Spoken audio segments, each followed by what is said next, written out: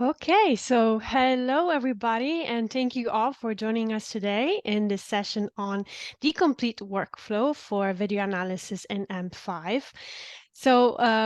My name is Michelle Cohen, and I'm a marketing specialist of AMP Software. Joining us today is today's presenter, David Spreadbro, who works as a forensic video analyst in AMP. Okay, so just so you know, this webinar will last about 75 minutes with an additional 15 minutes for questions. If you have any questions during this presentation, please write them down in the Q&A box and we will make sure to answer them at the end of this free session. Okay, so this webinar is being recorded, but this is for internal purposes only. So this means that the recording will not be made available. Also, as you might know, we provide certificates of attendance, but please note that they will be issued only to those who requested and to who has attended the entire webinar. So if interested, please send an email at info@msoftware.com. All right, that's all. Thanks for listening to this brief introduction, and I'll now give the floor to David. Thanks, and enjoy the webinar. Thank you, Michelle. Hi, everyone. How many have we got? Let me just have a look here. 45, not too bad. I know it's the morning for some people, the evening for some others, and the afternoon for me in the UK here. So anyway, I hope you're all having a good day wherever you are in the world. So yes, the complete workflow for video analysis in AMP5. So the complete workflow. Yes, this webinar will then last about a month. No, I'm only joking. But let's be serious. The complete workflow. If you were going to try and do something on a complete workflow in AMP5, it would probably take you about a month because there are so many different variables. What I'm going to try and do is hit some of the main ones, some of the main issues, and just to make your life a little bit easier on your case workflow. That's what 5 is there for now. It is your sort of case management for forensic video and image analysis, restoration and enhancement and presentation. It's grown a lot since the early days, and we'll talk a little bit about that as we move on. For some of you that have joined some of my previous webinars over the past few months, a few of the initial slides are going to be a little bit of repetition. So just bear with me if you've seen them before, but I think as well, sometimes a bit of repetition can help because it gets ingrained into your mind and into your language. And then that's going to help you when you are giving perhaps evidence, because then you've got that terminology and that wording and the way to explain things. So, oh, you know what? I was doing it again. I get so on my keyboard, I press L and J, you know, all the time for forward and backwards. And obviously they're the shortcuts in 5 for moving forward and backwards. And my mind is telling me that that's the button to press. Anyway, for those that don't know me, yes, my name is David Spreadborough. I'm a certified forensic video analyst. I was a police officer for 24 years in the UK. I started off in the Metropolitan Police in London and then moved to a smaller force a bit further up in the UK. And the last 12 years of my service was purely doing CCTV investigation and forensic video and image analysis. And you can see there that picture above there, you know, lots of monitors, lots of computers, lots of wires, so many different pieces of software. And again, these are the things that we're going to look at, is how things have changed over the years. But it's scary to think that there are still some places living in the world of 15 and 20 years ago. And that's going to cause you problems as we go into dealing now more governance in dealing with video and imagery as just digital data and digital evidence data. That evidence is a big, you know, clue there. Oh, I've done it again with my keyboard. There we go. Now, one of the things that that covers a lot of the things that we're going to talk about is the video evidence principles document that was presented to the European Parliament by Martino, our CEO, about 6-9 months ago now. There is a QR code there, so if you want to use your phone, you can just snap that, and that will take you directly to the blog page on the forensic evidence principles. If it doesn't work for whatever reason, then just go to the ampsoftware.com blog, and then you'll see the search bar, video evidence principles, and then you'll find it. But it is and I'm not just saying this because obviously I work for AMP, but it is a brilliantly devised document which then targets both the management side of video evidence and then the technical side of video evidence. And one of the things that we bring up in that document is this graphic over on the left. And you've got to have everything matched up in order.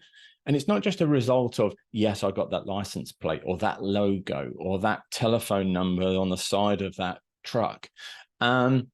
When I'm talking about result, I'm talking about a piece of valid, authentic, repeatable, truthful, factual evidence, rather than a subjective view of something that hasn't got any forensic workflow in its processing.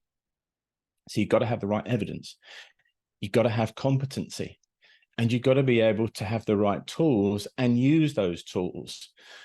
And when I'm talking about competency, it's not just competency of using the tools, but it's competency of understanding the evidence. We are forensic image and video analysts, technicians. It's our role to the court to be able to explain that what they are seeing is truthful, it's factual, it is real. And it's not, caused by a process or by compression.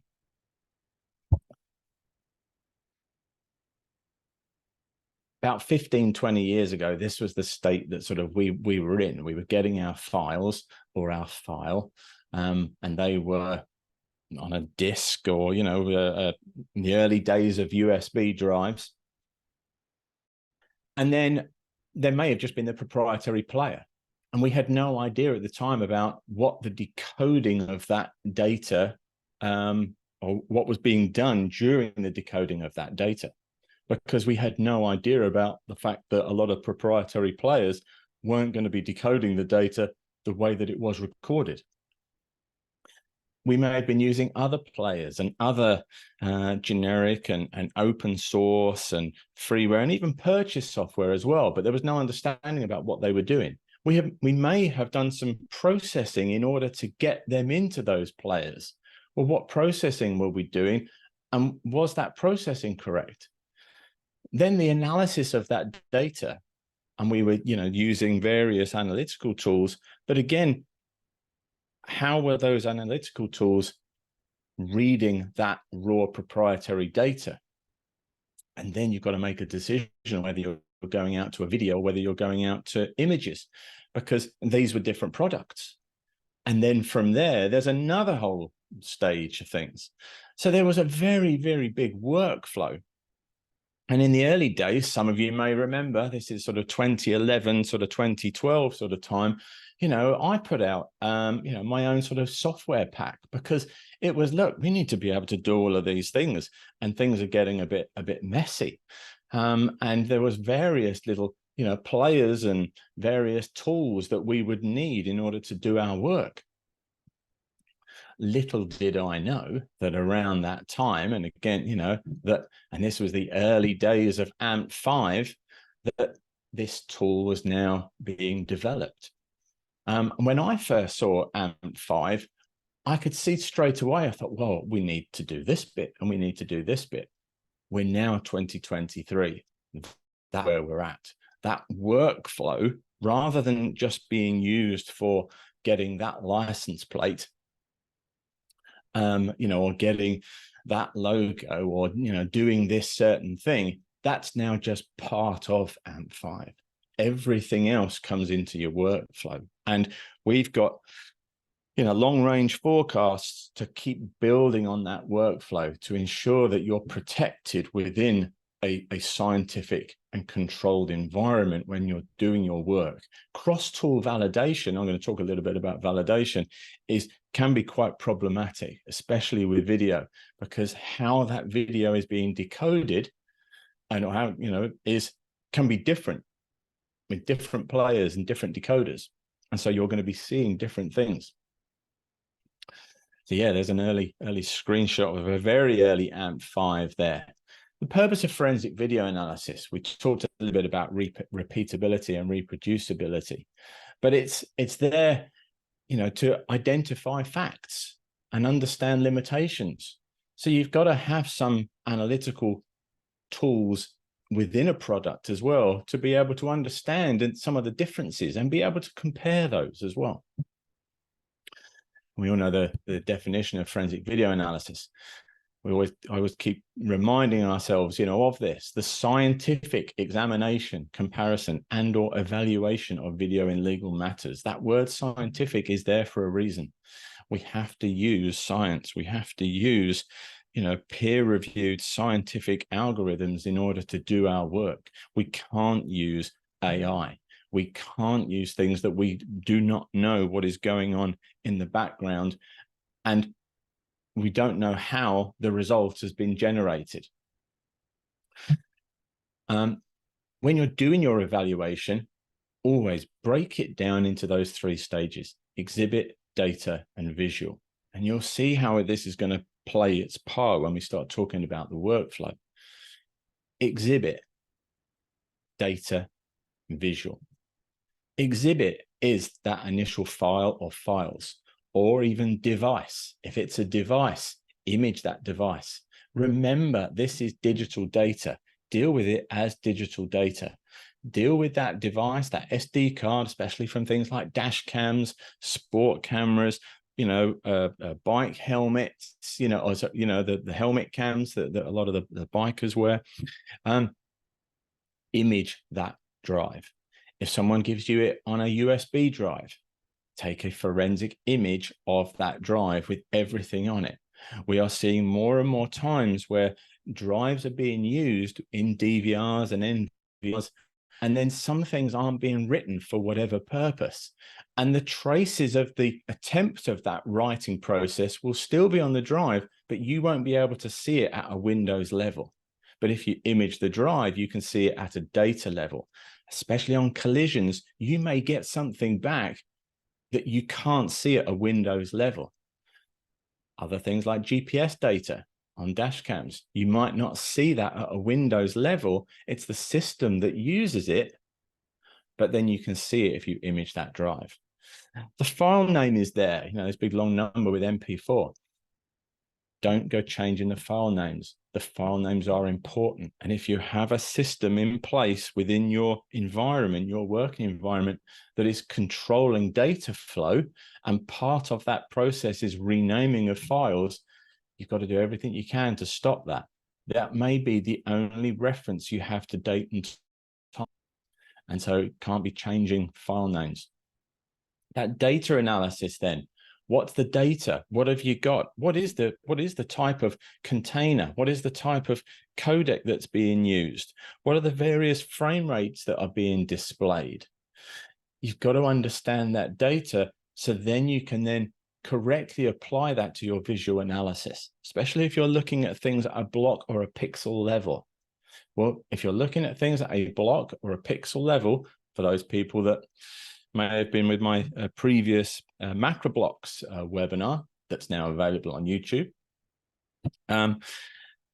We talk about a lot in that, about compression and about looking at the data at the block and the pixel level, so you can rely on that data, because they all link together and they change. And then visual, there we go, a little bit of macro block analysis there. With visual, you are looking at then what the imagery is actually portraying. Things like lens distortion as well, things like changes.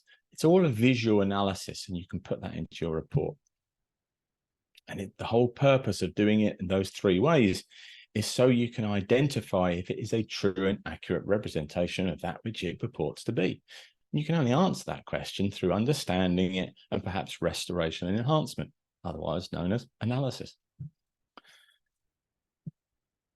Oh, sorry. Remember, that question about authenticity, it all depends on the question being asked. People often say as well, I'm not going to go and do this. I'm not going to go and do that every single time. No, you don't have to.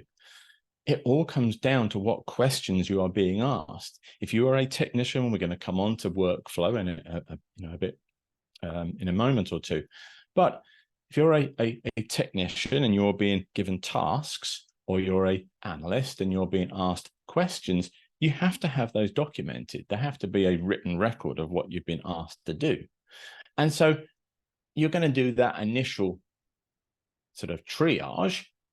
But then after that, don't go digging yourself a rabbit hole. And especially if timing has no relevance, don't go digging into CCTV timing, because it's a world of pain.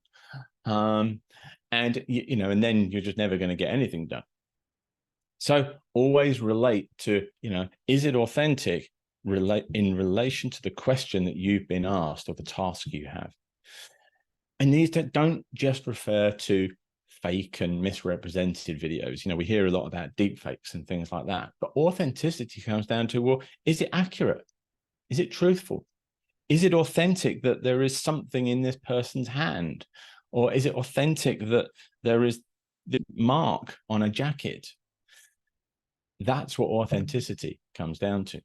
Is that authentic? No, it's not. It's a field-based recording. So you've got to do something to that. So again, when you're at the visual stage, well, you'd have already seen this perhaps at the data stage when you start looking at frame size. And that's going to be in the metadata. So, hang on a moment. Yes, I recognize that frame size. And then when you play the video, are you getting the same thing? Again, remember what we were talking about? Different players and doing different things, and data and analytical tools. Well, if you play this in the proprietary player, for instance, or a generic player, it may get automatically upscaled.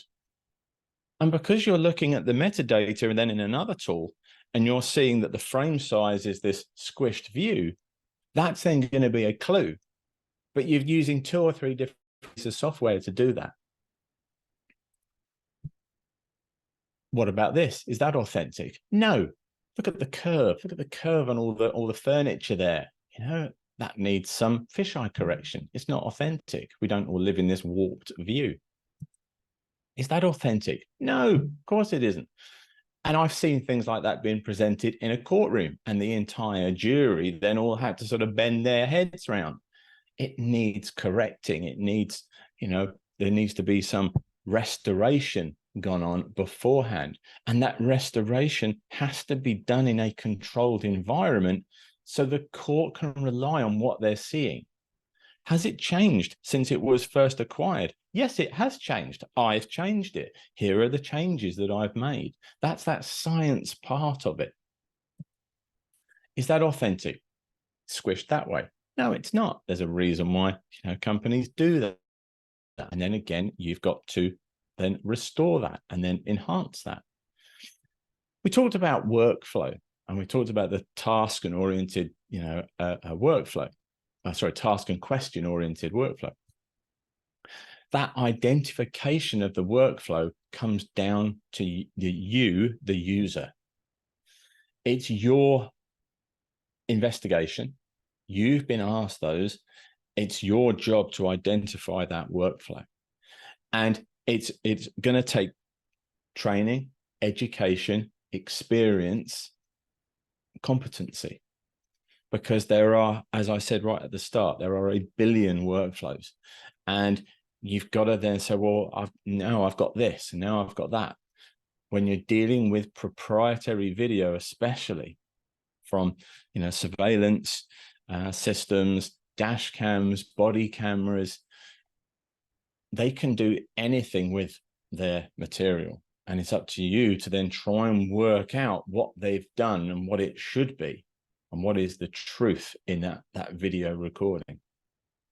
And then you're going to provide an answer and a product. If you don't get that right, then rather than this process, so you're going, you're designing your workflow and you're going to do this and this and this and this. If you don't get that right, then you're going to end up with a result, but you may end up with the wrong answer. So you may have a product, but you may end up with the wrong answer.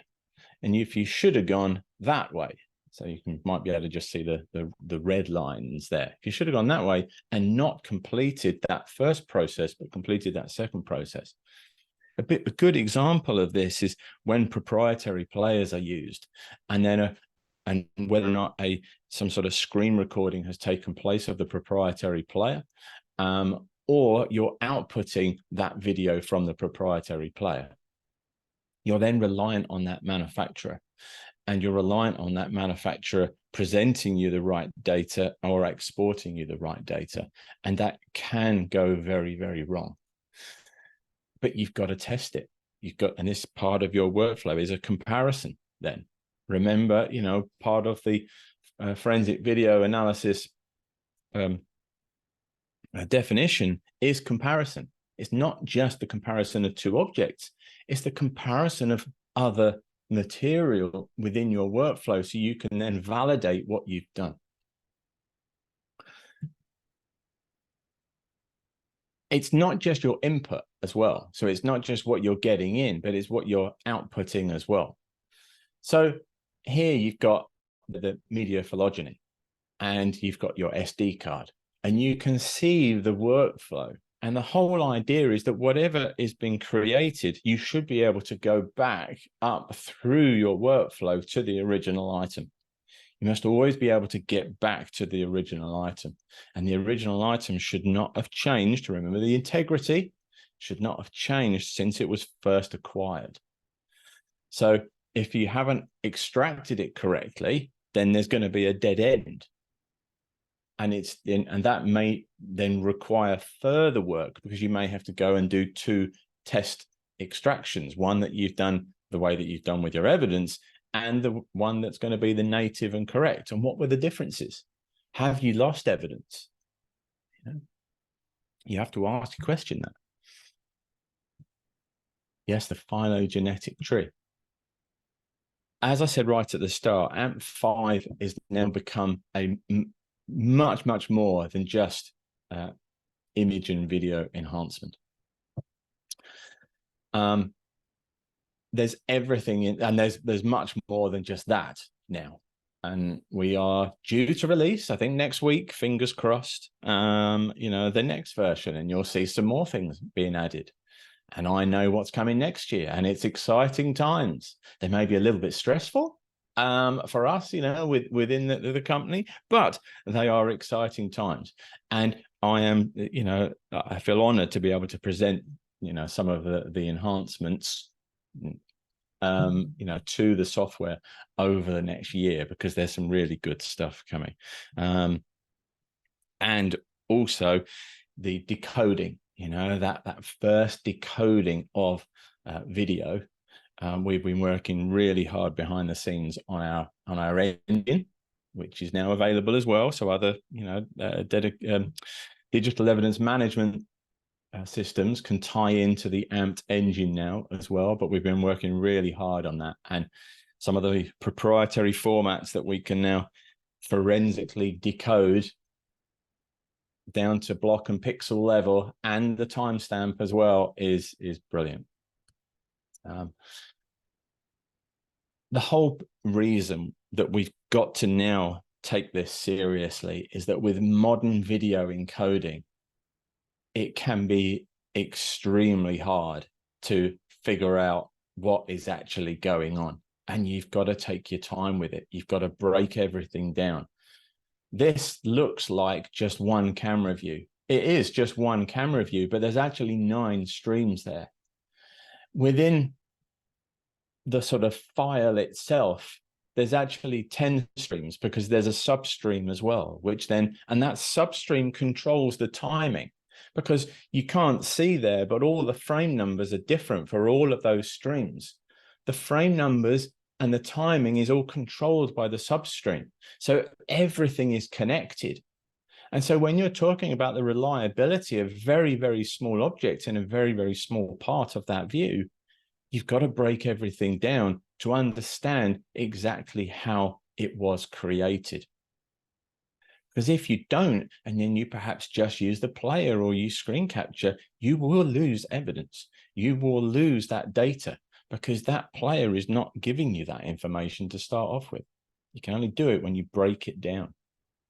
Remember that, thing is that if you're going to stand there and talk about something, you've got to understand it. And you've got to understand what has gone on in order that initial object, how it was created.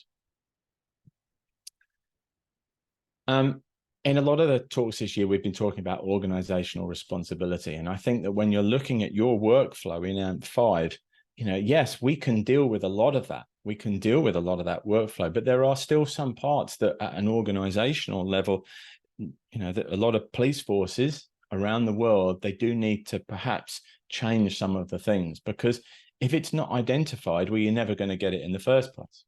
If the CCTV or the video was never identified as being relevant, you're never going to get it to start off with. And then how it's acquired, that acquisition stage. We send specialists with a lot of training and a lot of experience out to get fibers and DNA and fingerprints and photographs of crime scenes. And then we ask Mrs. Smith at the corner shop to send in her CCTV of the robbery. And we're going to get the right way. And because we then got it incorrectly, anything else that goes on afterwards can affect your investigation. You have to protect you. You've got to protect the investigation, and you've got to protect the evidence. And obviously now with the AMP engine, we can assist you in that. When you're storing it, we can assist you in that. But the handling, the viewing, the processing, the analysis, and the presentation, that's all now, in AMP5. I talk a lot about this as well, is that think of that video flow as a sort of car factory, and that it starts off in all different departments and all different parts. And then at the end of it, we get a car coming off the line and it's fully working and everything works, or hopefully it works. And that's fine. We've got to do that with video evidence as well. It's got to be, well, here's the start and here's the end, and we've got to just join the dots. We can do as much as we can in AMP5, but there's a few dots around the outside that we can't join up. And hopefully, you know the people that can assist you in that process.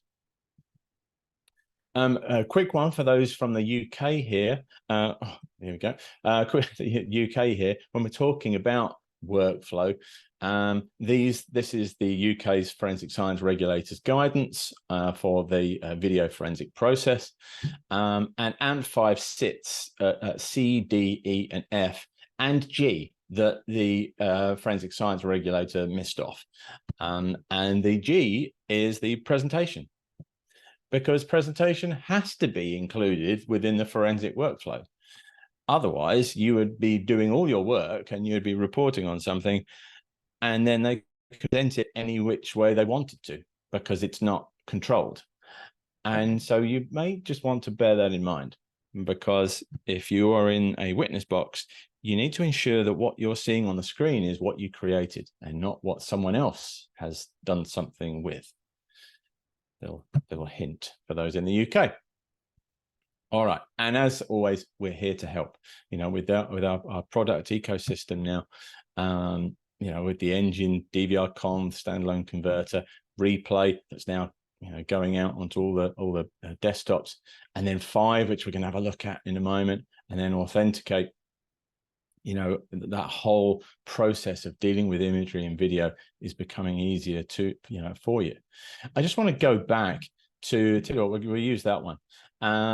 And because when we're talking about workflow, how I described it to someone the other day was because they were talking about AMP5 and using it. And I said, well, it's like my cell phone. And I've got on my cell phone, I have you know, I have a torch, I have a calendar, I have a calculator, I have a camera, I have a video camera. I've actually got an image editing app. I've got a video editing app. I've got all of these different things going on in my cell phone. And I've got a news reader, you know. I could get all of those things separately and I could start tying all those things together, but that would take me a lot of work. And when I'm tying those things together, if I try and do it without having them all controlled, so without having that data control, I may lose things. So if I've got all these big items, you know, a big bag of items, I may lose something, and data flow between one part and another part may not be as effective as it should be. That's now AMP5. AMP5 is your cell phone. Everything is in there. And if you are doing something and you find that it's not in AMP5, we want to know about it because we want to help you. And so use your support, email us or on the Discord channel and say, you know, look, I'm having to do this a lot. I'm wondering if you could put it into 5. It might be something that we've missed. It might be something that we're working on. But please, please, please reach out to us. We're here to help you. You know, I've been there. I've been sat there at the computer and I've had to use 10 different pieces of software and I'm not knowing what's going on. And so, you know, I know how difficult it is. So please let us know. Okay, right. Let's head in to AMP5. Let's close that. And at the same time, I'm going to get, there we go, AMP5. A mouthful of my coffee. People know me that I drink coffee all day long.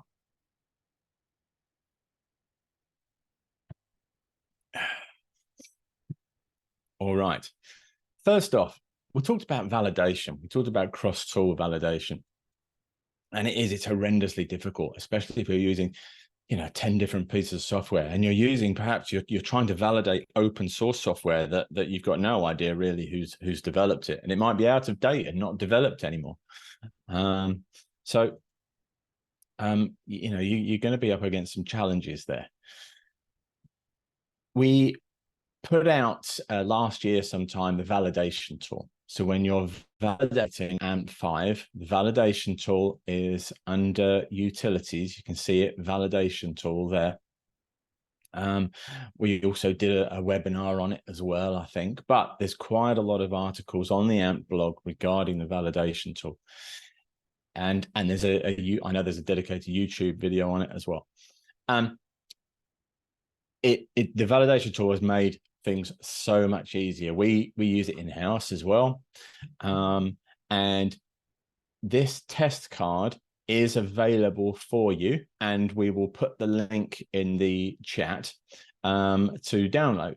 And this test chart is made in individual components. So you can see if I hover over these gray levels here, you can see over here in my inspector window, you can see, you know, luminance 16, 27, 30, etc., 93. Now, and all these are individual parts that have been individually created.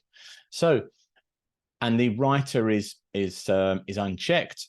And so you can check the writer and then you can output this to, you know, whatever format that you want. And you can see the differences then of what happens with the luminance and what happens with the color. And you can rely on the fact that this is, you know, full red 255 because that has been created. Hang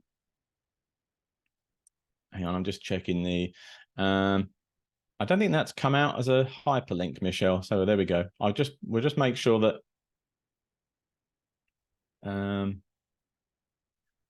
if we have any problems, we'll sort that out at the end.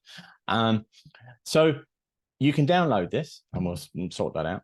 But all of these are individually created. So I know that these are valid start points. And then when you're then validating and you're going through and you're validating all the pixel change filters that are available for you within AMP5, you can check to see what's happened according to this known start point. So you can create your sample set, you can do your validation set, then when you get a new version, you can run that again, compare it, and make sure that everything's the same. And this test card is there available for you. There we go. Thank you, Michelle. So yeah, the link is now in the webinar chat for the test card. Please use it and also create your own. You know, have a go and create your own depending on what you need within your SOP. But give it a go. And we will be offering some more test cards over the next 6 to 12 months. This is number 1001. All right, let's close that.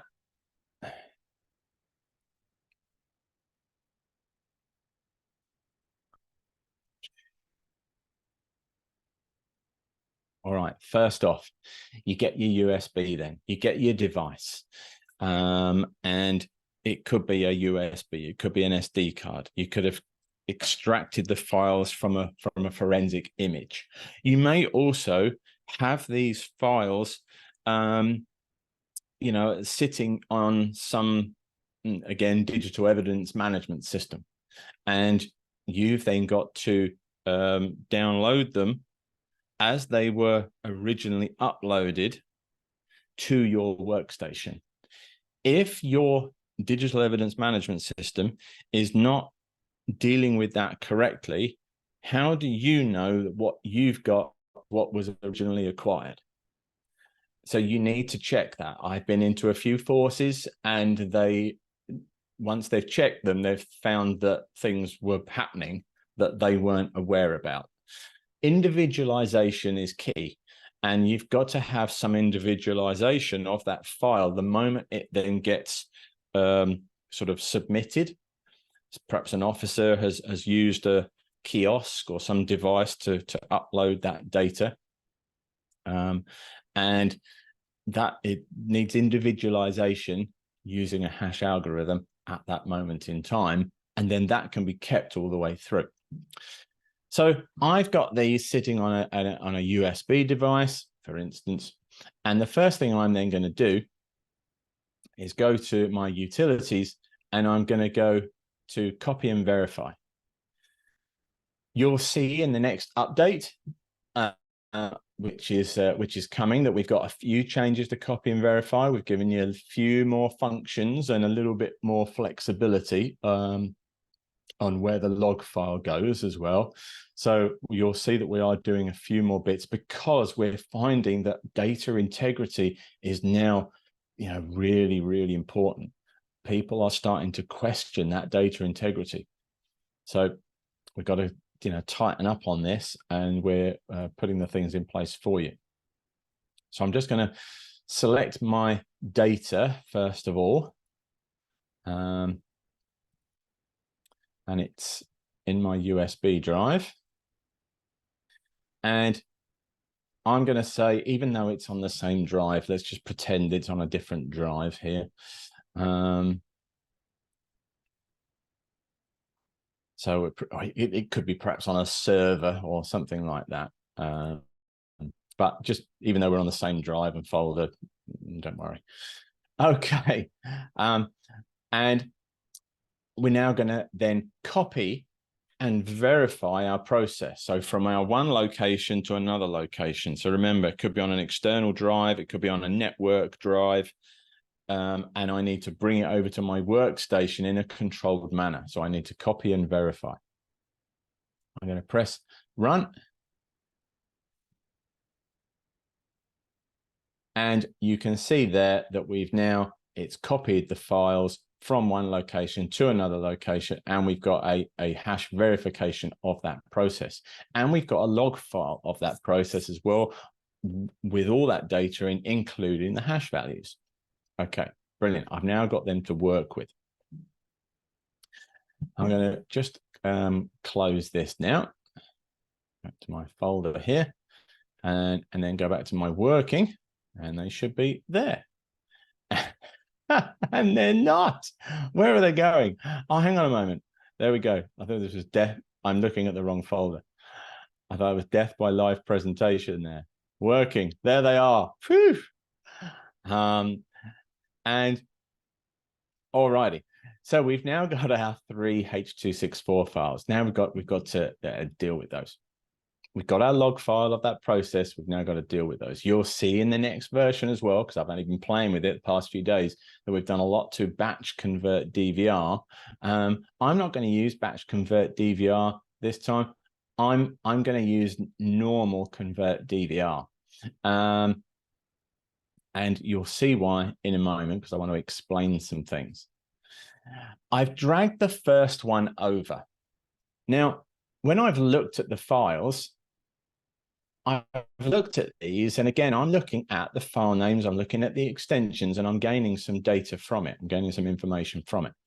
And I can see that we've got, 04, 08, 09, and then some sort of, timing, probably information. I've got a pretty good guess that they are going to be individual camera streams. So just from that data, I've got a pretty good guess that they're going to be single camera streams. Not 100%, pretty good guess. Same for the file extension. File extensions mean absolutely nothing to CCTV companies. They can call it whatever they like. And again, you will probably see files that end in .h.264 that are not .h.264. The encoding is actually .h.265.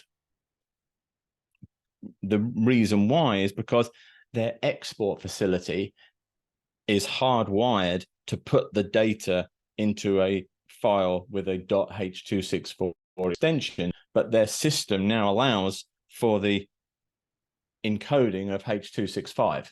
They haven't updated both parts. They've only updated one and not the other. So we are seeing a lot of files come in saying, "Oh, I can't get this to play. It's H.264," and it's not. It's H.265. So just bear that in mind. So convert DVR, you've got some options.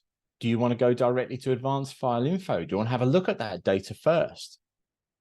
I'm not going to. I'm just going to go straight to the convert. This is the power tool. It really is. Convert DVR is massively powerful. It's a pretty basic front end, but the stuff that goes on behind takes probably 30% of our development time, because the decoding of proprietary video is so important. You can't do anything to it if you can't decode it. You can have all the enhancement tools in the world, but if you can't see it, that's the big thing. So we've got this here. I'm going to talk about fallbacks as well in a moment with another file, but here I'm just going to then say, okay, yes, this is my input file, but I want to convert all files in the same extension in the same directory. I'm happy with that. I want to do all of the H.264s. I'm going to do copy stream. Don't want to transcode. I just want to take the stream and then copy it into a new container. But I'm going to do something else in that process. I'm not just going to take the stream out and then put it into a container. There is a very important process that we want to talk about in the middle of that. I'm going to say MKV, and then I'm going to press OK. And you'll see that we've got a little bit of work going on, and then we get a command line window comes up, and then we get this message. I'm going to talk about the command line window. What the command line window is it's taking a certain part of the video file, and it's then placing that into a video container. And we selected MKV. It's not going to take all of it. And so what we're giving to FFmpeg, and a lot of people know FFmpeg, if you don't, doesn't matter. But what we're giving to FFmpeg is the clean video data, not all of the data. And that is vital. And I'll talk about that in a moment. I've now got a message up that says the number of available timestamps doesn't match the number of video frames. Please consider inspecting the file and possibly use the adjust timestamp filter to interpolate missing timestamps. If we know that there is a common issue with certain file types, we will give you a message telling you of that issue. So you're not going in blind, but it's up to you then to decide what to do with it. I'm going to press OK and ignore further warnings. And we now get our 3 video files. If I open that video folder up now, you can see now that we had our H.264 files, but we've got a clean and then we've got a time. If you use other products that don't do that cleaning stage, my rough estimate is 2 out of 10, you won't, well, probably a lot more than 2 out of 10 on getting the time, but on about 2 out of 10, you may have actual video problems. Those video problems are usually missing frames, duplicate frames added in to deal with a timing error, and also actual pixel errors. And you'll see some like sort of corruption within the picture. And I reckon it's about 2 out of 10. But again, there's no, you know, that's just my feeling of dealing with this stuff for about 10 years now. And so the important part is the cleaning of that data, and then the time extraction as well. So then when we extract the data timing, we can do something with it. And then we get our folder up here, and you can see that we've now got our cameras with our data timestamp over the top as well. Because we've got the data timestamp, we can do something with it. But let's talk about timestamps very, very quickly before we just wrap up this part. There are, on average, about 5 or 6 different ways that timing is managed with proprietary CCTV files. You've got the frame rate, but the frame rate is split into base frame rate and then the stream frame rate. That's 2. You've then got what's called the presentation timestamp in MPEG. You've then got the data timestamp, which is the pixel embedded timestamp, which is there. And then the data timestamp, which is there. And then you've got an average across the amount of deltas, so the individual timing of each frame. What's that? 6, I think. Yeah. On this one, believe it or not, I know the rest. I knew this one was in my sort of sample set, but on this one, the data timestamp is actually wrong. If you try and use the data timestamp, you'll never get the cameras to sync up. And it's one of those that, again, you've got to do the work on. You've got to validate it. But remember that key thing of, well, is timing relevant to my investigation? Is accurate frame timing relevant to my investigation? Speed analysis, vital. And that's why, you know, collision investigators and video analysts like myself that work with collision investigators, we spend hours drilling into a file for timing information. What is reliable? What can we use for reliability? And body mechanics as well, you know, in fights and incidents, you know, like that. It is vital. Use of force investigations. Okay, timing analysis is so important. From here, what I would probably do when I'm using, if you're using the official, is that I would then start my investigation off by applying to each video loader the verify and the file info and the hash code. And then it sticks the file information and the hash code into my report. Little teaser for you. In the next version, you won't have to do that. The moment you create a report, every file that has been used will be listed with its file info and its hash code automatically within your report, which is just a lifesaver. We've now got our videos. We can now start working with them. So I'm going to go and eject. Before we start working with our files, I just want to show you Oh yes. Oh no, we're carrying. Hang on, where are we going? I'll see if I've got time at the end. Let's open this. So we're now working with our files. Obviously, if we were going to be doing this in real time, you know, I wouldn't have enough time to do it. So everything has been pre-done. We've got our 3 video files. I have taken off the load timestamp and the adjust timestamp because they are incorrect on this one. It looks like on the system that these have come from, it looks like when you do an export, it then puts that timing information in, but it's not the same as what it was as it was recorded. It looks like that's a secondary stage. We've got one in a moment that I'll show you, which is the timing information is put into the file as it's recorded, and then that can be used. So we've got our video file here. And let's go to perhaps, yeah, we'll stick on that camera. Oh no, we use the daylight one. And you can see that the first thing I've done is corrected the aspect ratio. These were analog cameras, 352 by 288. And so, you know, you've got to go out to a 4:3 for analog cameras. And then I've done undistort. And it's really quick because of drag and drop. I can just work on one camera, and I think I probably used this one because I've got a nice curve on the iron bar across the top. And once I've done it, I can just drag that up onto the other chains. I can, yep, one, drag each time. Most of these systems, they just use the same cameras.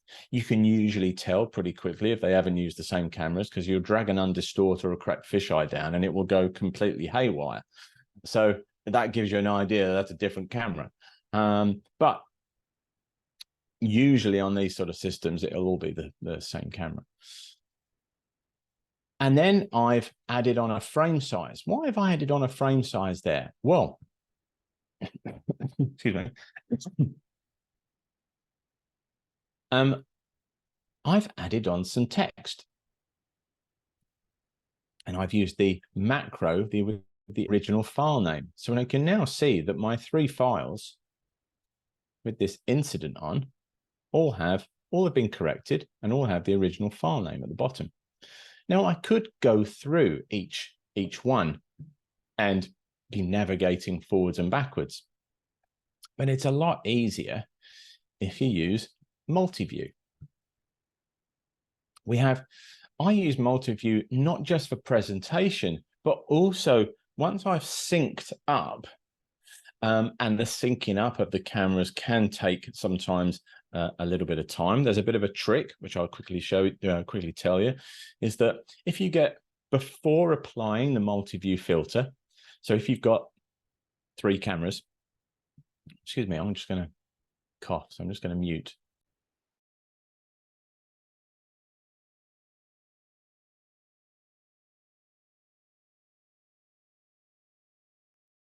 That's better. I apologize. If you've got 3 cameras and you want to sync everything up, find the same moment in time on each cameras. Make sure that you've adjusted your timing and any frame rate adjustments first. Again, that's going to go into your workflow. And then find the same moment in time. Make sure that, yes, especially if your frame rates are different with your variable frame rate, that you've then converted your frame rate to a maximum. So if you've got frame rates, 24, 25, and 26, I would usually convert all of my videos to, say, 30 frames per second.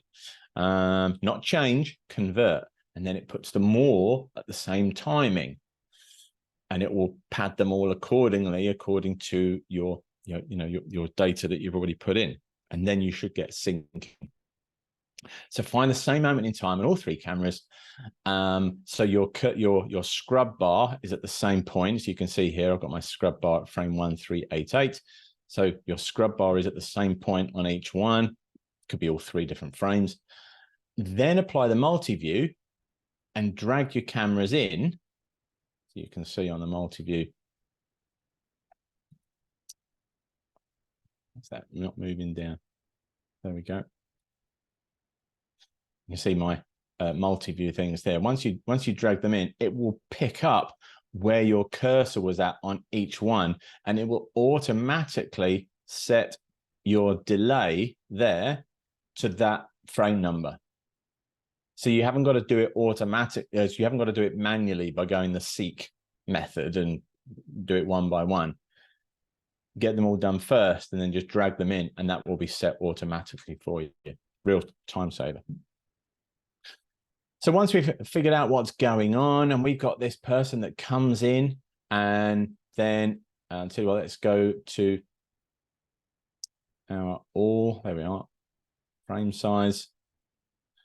We can now decide how we're going to present our data. And so I've taken my multi-view there, and we could have timeline. I could use picture in picture. Really depends on the nature of the inquiry and the nature of your initial footage. Here, I've got quite small footage to start off with. So I've got a bit of, room for expansion. With 4K stuff, and especially if you're presenting that then on perhaps a 1920 by 1080 monitor, you've got to consider how you're going to deal with that, because you don't want to reduce the quality of that 4K and then have to then magnify that to highlight a certain point. So you can use picture in picture and plan ahead on where you're actually putting things. I often have a little bit of a sketch pad and then say, well, okay, I want to put this here and this here and this here. This needs to be this size. This needs to be this size. And then I can then work out what my flow is going to be. So I've done a frame size there. I've just gone out to 1280 by 720.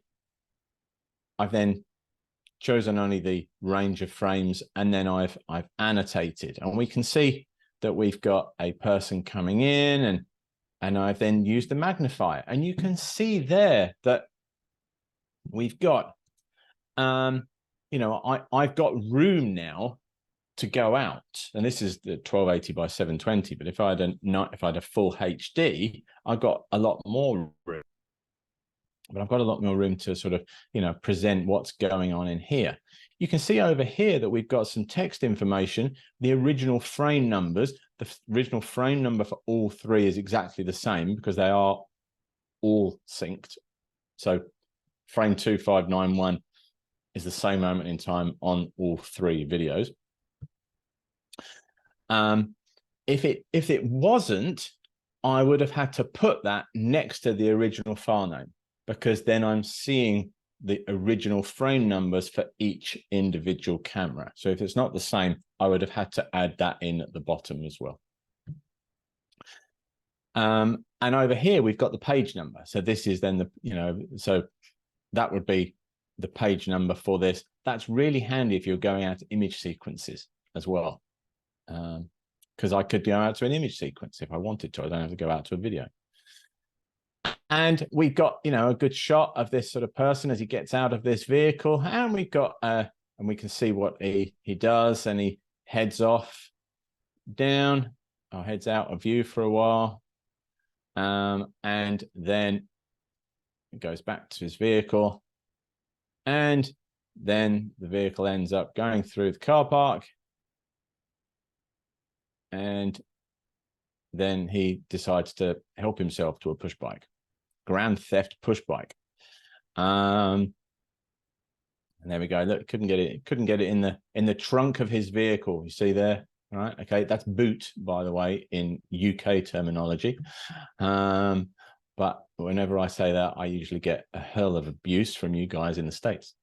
So there we go. He's putting it in the trunk of his vehicle there, and then off he goes. So, and I can do anything with that. If I were dealing with, the suspect, I can then drag that chain down to a point that I need, probably from the undistort. And then I can then work on that to perhaps then get any clothing, any details of the type of clothing, whether or not he had any tattoos, anything like that. Then we've got the license plate of the vehicle. Now, let me bring my chains up so I can see what I'm doing. There we go. And again, I'm just going to drag that down to a certain point that I can deal with. And then as the vehicle comes in, we can start seeing what's going on. So I'm quite happy with most of those. And then I need to do something else. So I need to then work on the license plate. I've already applied these filters to the top, and I've just dragged and dropped it down all in here, whether you're dealing with the video or the imagery. And whatever questions that you need to ask of the video, use your chains, and you can, by creating folders as well, you could perhaps have a folder for question 1, question 2, question 3. That's what often I do. And I actually name my chains and my folders according to my question or my task.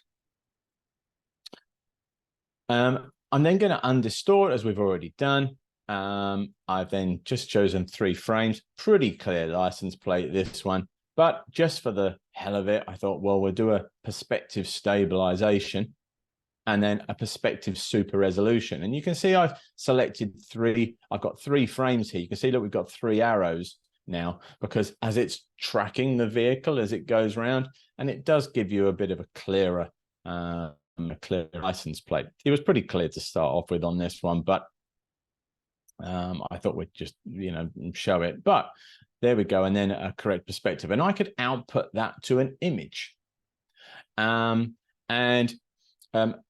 Joseph, I'll answer your question at the end. So we could output that to an image as well. And then we could perhaps put that image into the video as a picture-in-picture or as an annotate. So we can, using annotate, we can put an image on, and then we could hold that there for 10 frames, because we can use freeze frame, or within 5. We've then got the reporting. So we can now, once we've done all of our investigation and we've output everything, we can then go to project. We can make sure that our project properties are all filled in with all of our details. And then we would go to generate report. I need to just resave the project. And then I'm going to go out to a protected PDF, press OK.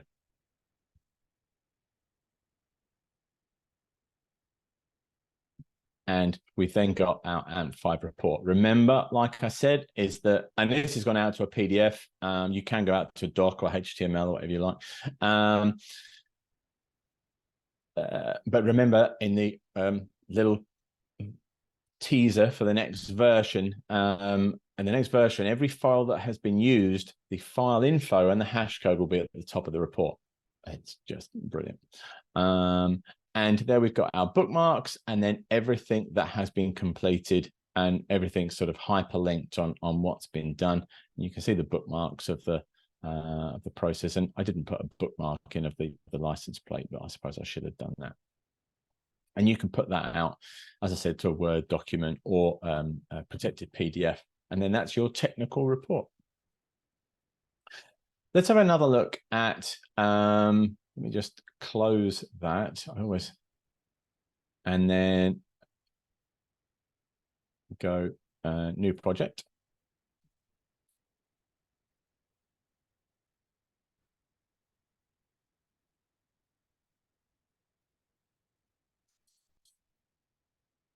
I'm running out of time, so I was going to show you a file of like what happens when you drag a file in and it doesn't decode correctly. But let me just quickly tell you, if you drag a file in, executable or a .abc or whatever, and then something doesn't look right, it may just be that you don't get any .time, and so you're just getting 6 camera views, and you get clean. So you get your clean, it's cleaned all the camera views up. it's brilliant. You haven't got this big jumbled mess of data. So you've got, 6 video files there, but you haven't got any time reference. There's no time. But then when you look at it in the proprietary player is putting on a digital time overlay. Where's that coming from? That's in the data. It's just the fact that we haven't known to look for it. Remember, CCTV companies don't give us a phone call or drop us an email and say, by the way, we've just developed this new video decoding method, and here's how you can decode the video, and here's where all the timing information is, and here's the audio, and all of those things. We can only find it out if you, the users, tell us. So if you see things like that where you think, well, hang on a moment, I can hear audio in the proprietary player, but I can't hear it in AMP5, it's because, well, we didn't know to look for the audio. And so you've got to tell us. The same goes if you get a video file and it's got 6 cameras in there, and you can see the iframes, but then all the bits in between are all the P frames are all jumbled mess. Again, we've detected that perhaps it's a video and we've done something, but we haven't been able to then clean the streams up. Again, please let us know. We're all in this together, aren't we? We're all in a big group, this little niche world of digital forensics, and we can only work with each other. There's no one's doing research on this. No one's doing anything else. So, we have to do that research ourselves, and we can only help each other out. So please use the support, and please, if you get files, don't just sit there and say, oh, I'm going to have to screen capture the player now. Send us the file, because we may be working on it. You never know. It might be because we have to do a lot of validation work before it can actually be released. But it may be, in a nearly releasable version. So please let us know. All right. When you get things like this, and you get this video file in, and we're looking at timing information now. Yes, we've got a timing information, a pixel embedded timing information here. We can look at it using the Hikvision loader here, and we can see that we've also got some timing information here. But let's have a look at this video timing information. So I've loaded in the video again. Remember, the reason why there are so many things going on within the AMP5 interface on decoding is because there are so many different ways of how you can decode a video, not just on your video engine, but then what color range you're using, what chroma upsampling that you're using. But how are you using the Hikvision SDK using the Hikvision loader? Or let's see if we can read it with FFMS. Yes, we can, but look, we now don't see the timing information that's being presented with the Hikvision loader. And we're doing some work on all of this as well. There's a lot of things going on behind the scenes, but trust me, if we find a problem, we'll try and work on it. But now I just click that now and just open it up. You can see now by just putting an annotate over the top of this video, I can now see that we've got some information here. And again, this is one of the first things that I'll do is when I'm looking through a video file is I'll say, well, okay, I'm just going to stick the frame number and the timing at the top, and I'm just going to have a look at it and see what's going on. Very quickly, I can see now that we've got a bit of a variability in the frame rate here. And remember this playback control button here, average frame per second, PTS-based playback or timestamp-based playback.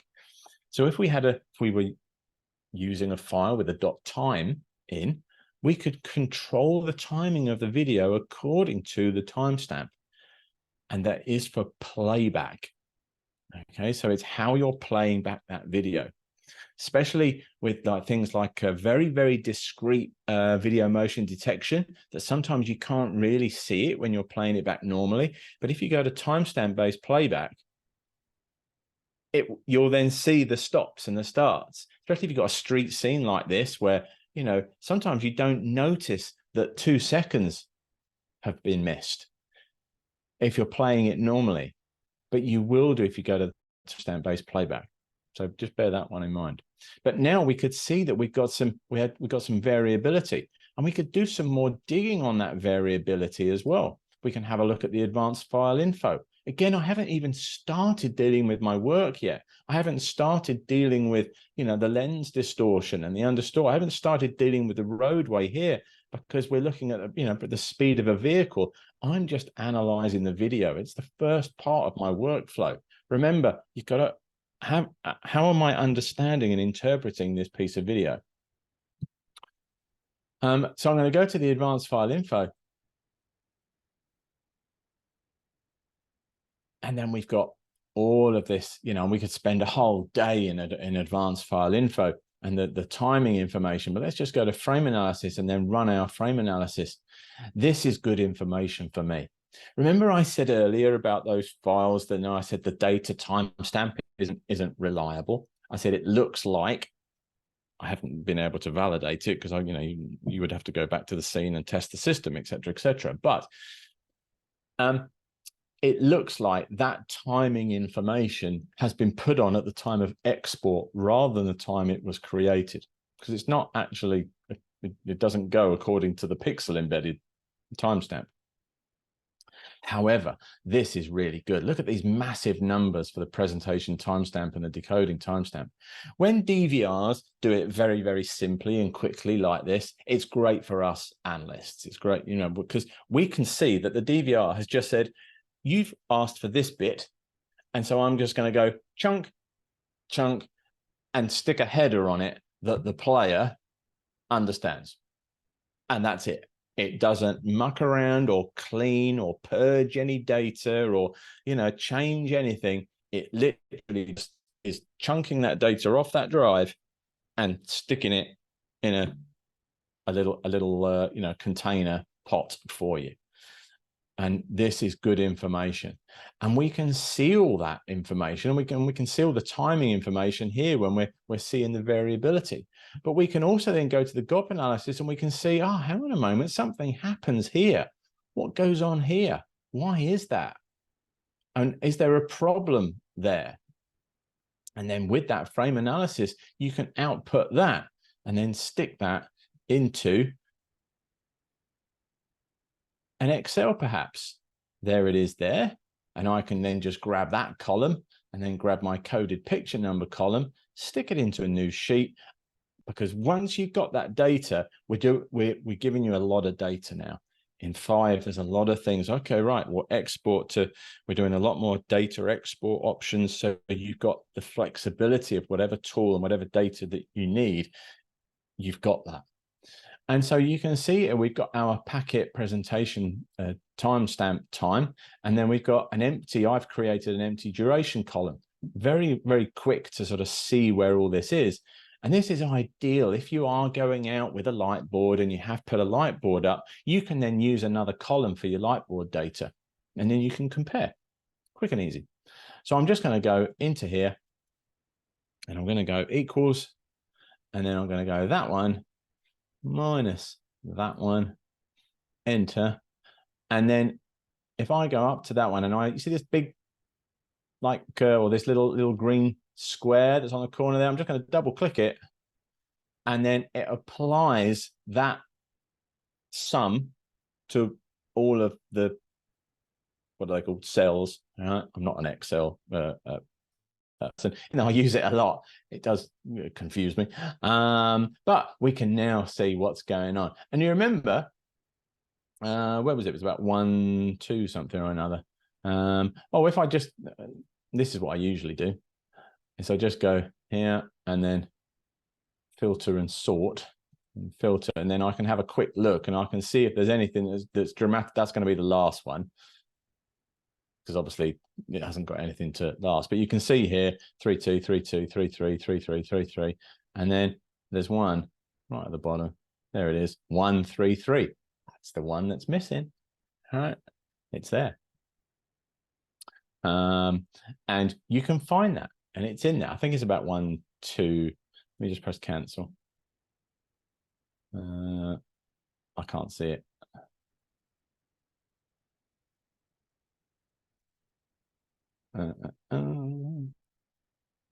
Oh, there it is. There it is. All right, where we use? Yeah, 146. I'm sorry, 144. And you can say something has happened then, it's missing those frames. And we could see a vehicle as it goes past. So we're validating the timing, we're validating the data against the visual information. I'm just going to hit save on that. All right. Next thing, let me just close that. So again, you've got to think about what you're doing, and what are my questions, what I need to do. And if I wanted to go out then, rather than once I've done my lens correction and we've done perhaps, some speed analysis and I've got some frames, I can then go out to an image sequence. So where's my writer? There.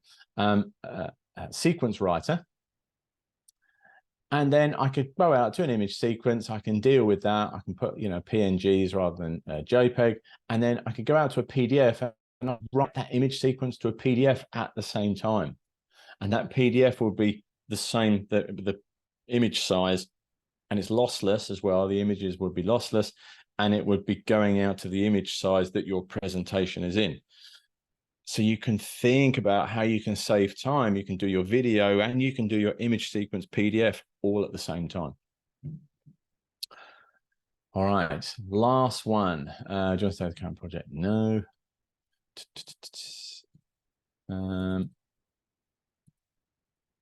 And again, as you're sort of talking, this is me, playing around with the camera. Okay. Now, we talk a lot about aspect ratio and getting things right. Remember, authenticity. This is quite a modern system. It's quite a cheap little, digital video recorder, something that a shop would buy or a homeowner would buy and then put in place. And you can see down the bottom here that we've got 944 by 1080. Well, if you use a standard export on this DVR, it comes out, yes, at this size, but it then gets a little flag within the export to then present it at 16 by 9. Well, 944 doubled is 1888. So if it's doing line, if it needs to go out evenly, that's 1888. If I change the aspect ratio to this, and again, think of that, think of those vehicles coming in on that initial, the old job that we started off with, the vehicle coming in, the guy stealing the bike. He was quite a stocky guy, and so you've got to get that aspect ratio correct. If you're doing any analytical work, you've got to know that what I am seeing is a true and accurate representation of that scene. You don't want to be sending, videos to court and you just, how have you corrected it? Well, it looked right. It's not gonna sound great. If I go aspect ratio, edit and then aspect ratio, and then I just change this to 16 by 9, then we get a full HD 1920 by 1080. And that's what the system is saying, on these manuals, is that, we'll output at 1920 by 1080. Well, it's not recording 1920 by 1080, it's recording that 944. But is my sphere now a sphere? And, we do a lot of work, if you have a look on the aspect ratio blogs, about using the circle. So now going to presentation and then add shape and then putting a perfect circle over the top, because a sphere in the 2D world will be a perfect circle. And this shouldn't be 16 by 9. It should actually be 1888. It should be, just doubled. It's easy for the manufacturer to just say, record like this, and then it just puts one little byte in the file of, say, which is play at 16 by 9.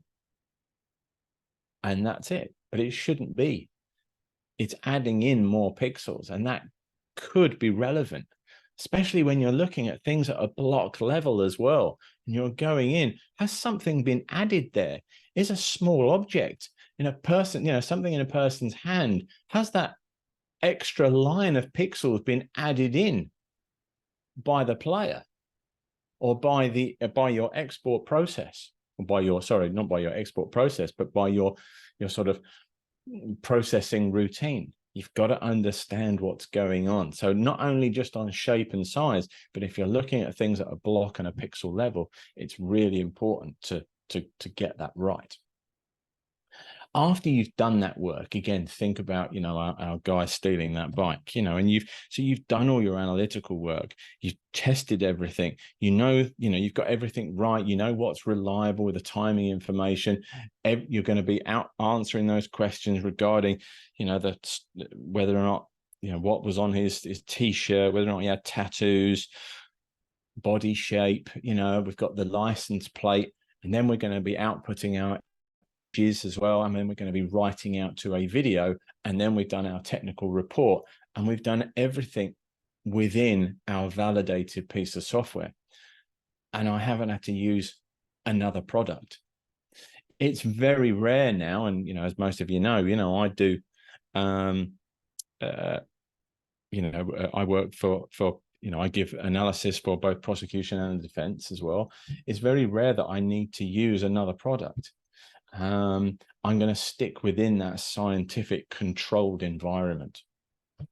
And that's my workflow, is that I'm going to be looking at the exhibit. I'm going to be looking at the data, and then I'm going to be looking at the visual, and I'm going to be making decisions then on what is relevant to that investigation, what I need to then confirm, and I may need to do tests. I may need to go back to the scene.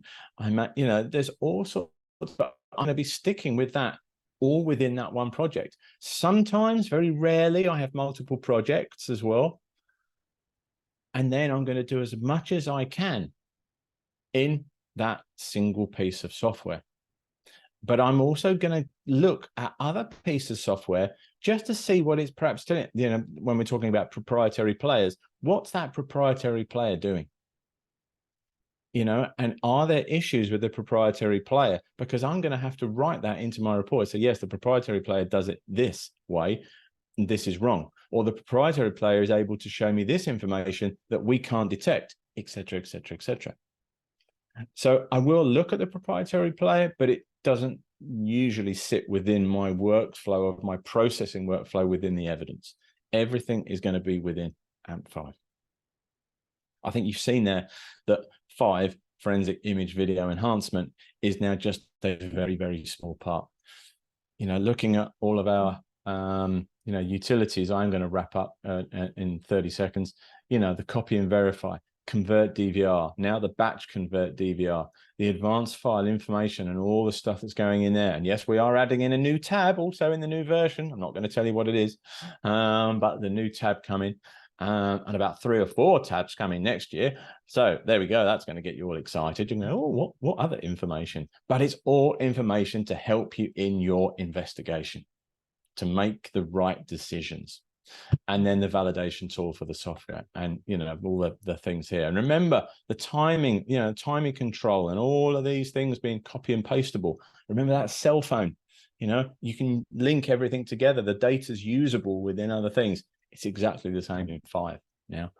And if you think of something and you say, oh, I wish I could get that piece of data to there, or that piece of data to there, let us know, because we want to just make your lives easier. I hope you enjoyed it. I see we've got some questions. This is always the scary part. So let's go to the webinar chat first of all. Oh my goodness, loads. Okay. Yeah, there we go. You see, all, VLC, you mentioned VLC there, Frank.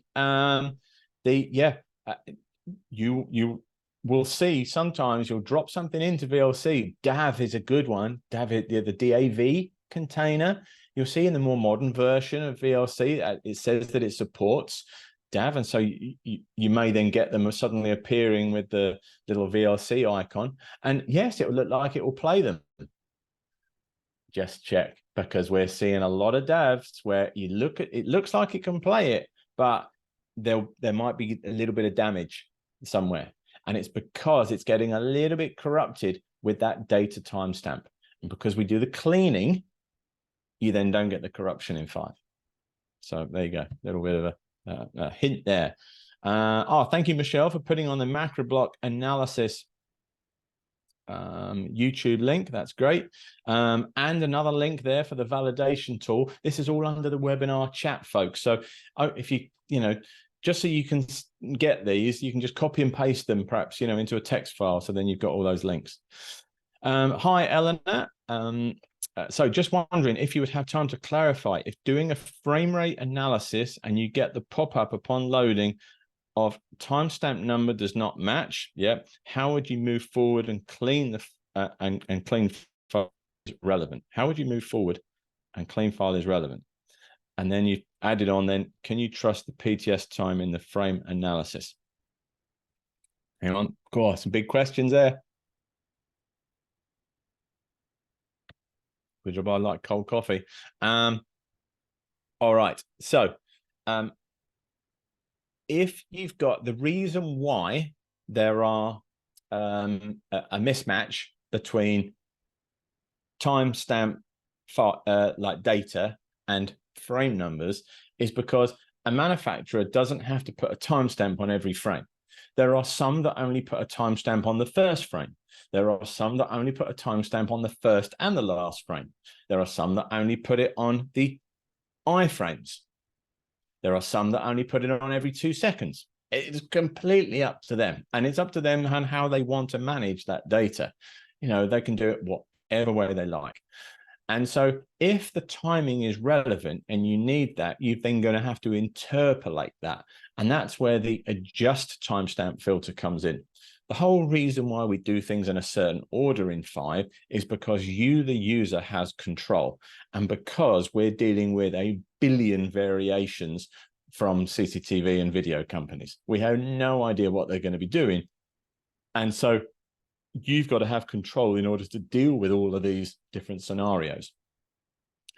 So you're going to have to adjust that timestamp. Now, you're going to have to identify what is then going to be the timing information you're going to use. You may just use the frame rate if that's the only thing that you've got to go by.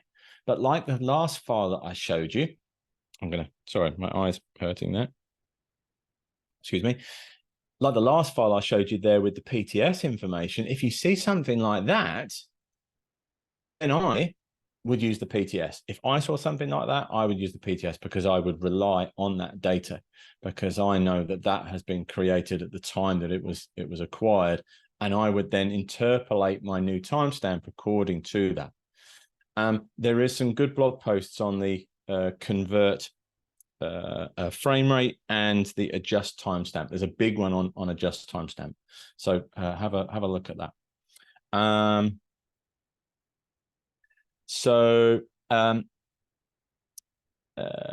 I hope that helps. So and then can you trust the PTS time in frame analysis? 99% of the time.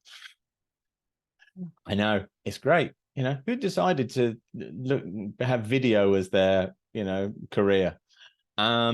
Yes, around most of the time, yes. However, there are now systems that can ingest differently. And so we're talking about the big video management systems that can accept IP streams. And so it can end up with one thing, and then what they actually then wrap it as something else. So you get a mismatch, right? It shouldn't happen, but it does. And so you have to then think, well, okay, hang on a moment. Why am I getting something different from my timestamp? Why is something, perhaps you can see a pattern, vehicles moving staggered, but then according to the PTS, it isn't, or even the other way around. You've got to validate it against something else. Don't just rely on one thing. Always check and check and check again. It ain't quick. It's not easy. And it comes down to always looking and looking and looking. All right. I hope that answered how do you use the clean file in the folder? The cleans will be rewrapped. Sorry, there's another question from Eleanor. So she's asked her, how do you use the clean file in the folder? If I quickly open up my folder here, where are we going? Workflow 1, working. Yeah, there we go. We've got a .clean, but the clean has been placed into the MKV. That's what I'm seeing in my in my window, and it's a great question. So let me just, if anyone needs to sort of dash off, completely understand. Do I say the CAM project? No. Let's just open that project back. Oh no, there we go. We'll just drag. Where are we going? Workflow 2. Because I want to show you things, because I think it's important. We'll be here all day, but anyway, doesn't matter. Here's my video loader. Remember, we had that .264. Convert DVR has cleaned it. It's ripped the time out as well, and then it's loaded that into 5. I can see what's loaded into 5 in this box here, which is the parameters. This is the file that I've got loaded. If we just drag that right open, if I can, my mouse is playing up. There we go. There we go. H.264-SC string copy -converted.mkv, because we've put it into an MKV container. If I go to this tab here, the original file, I can see what the original file was. So you can see there's the H.264. Remember that workflow, remember that phonology that we talked about right at the start. That's what I started with. That's what I'm processing. This is then the middle bit, the clean, and then the log file of the wrapping. Okay, there, and I've saved all of those as well. And if I want to do more work on that original file, I can go directly to convert DVR and do something else with it, or I can load the original file into advanced file info and have a look at that as well. You'll see convert DVR and advanced file info buttons in a lot of our products, because there's always times where you think, oh, hang on, I need to look at this, or I need to look at that, or I need to compare this to this. It's all there for you. So I hope all that makes sense. All right. Joseph. Hi, Joseph. So you mentioned converting variable frame rate video to a maximum when syncing cameras. Yep. Is there a reference to this somewhere, as I deal with a lot of body cam footage, usually variable frame rate? Okay. Yes. The blog post for, so if you do a search on the Ant blog for convert frame rate, there's also, I think, a YouTube video on convert frame rate, and you can see then what happens. So if you've got like a variable frame rate, and so yeah, like the pattern we had on the other one, which was like sort of 033, 033, and then 066, etc., etc., etc. So I think that was 20 frames per second.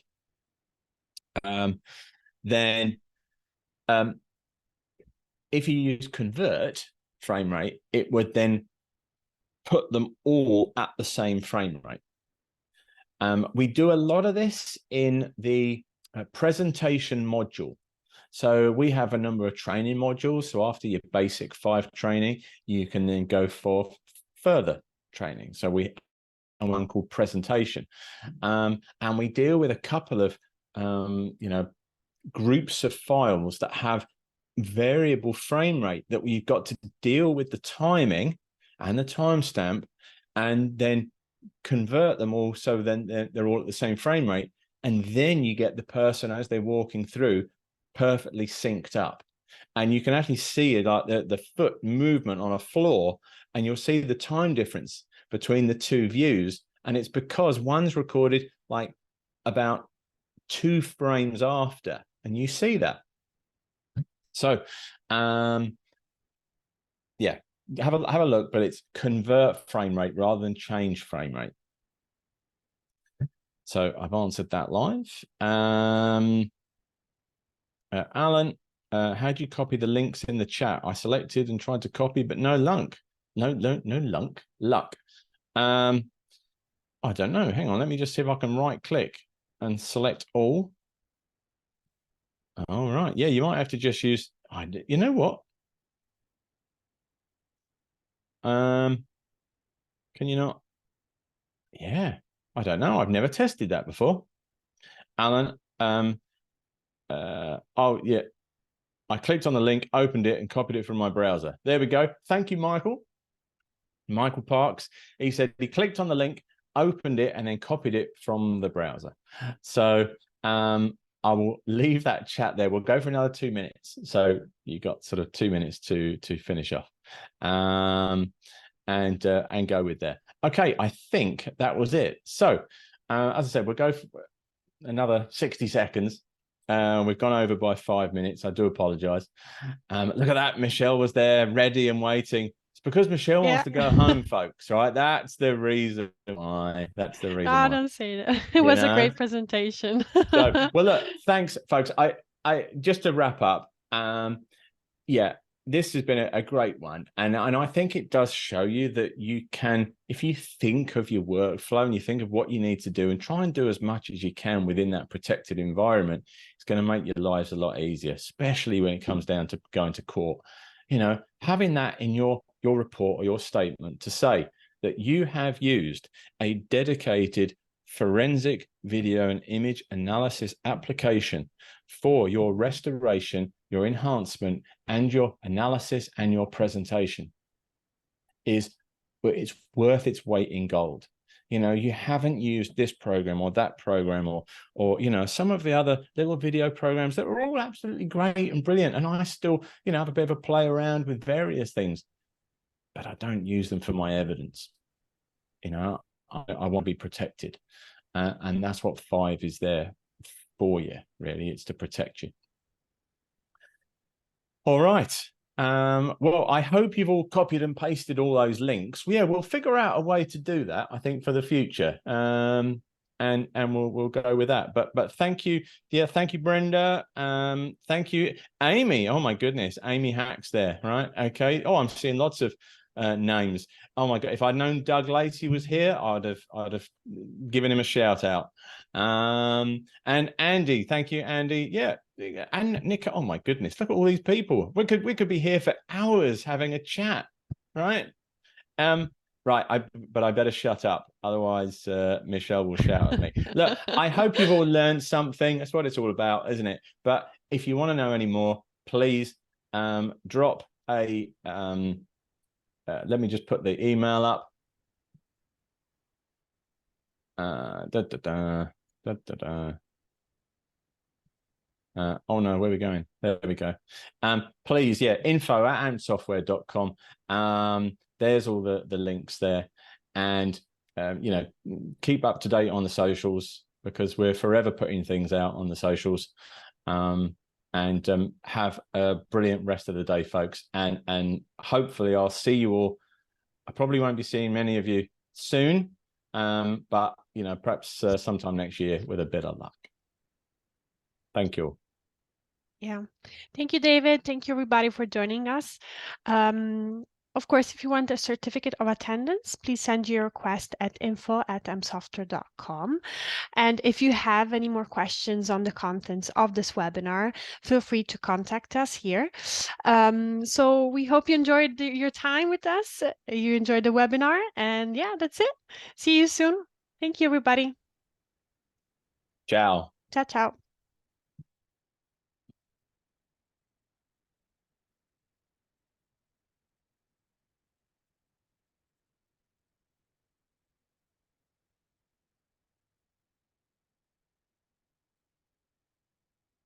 Are you still on, Michelle?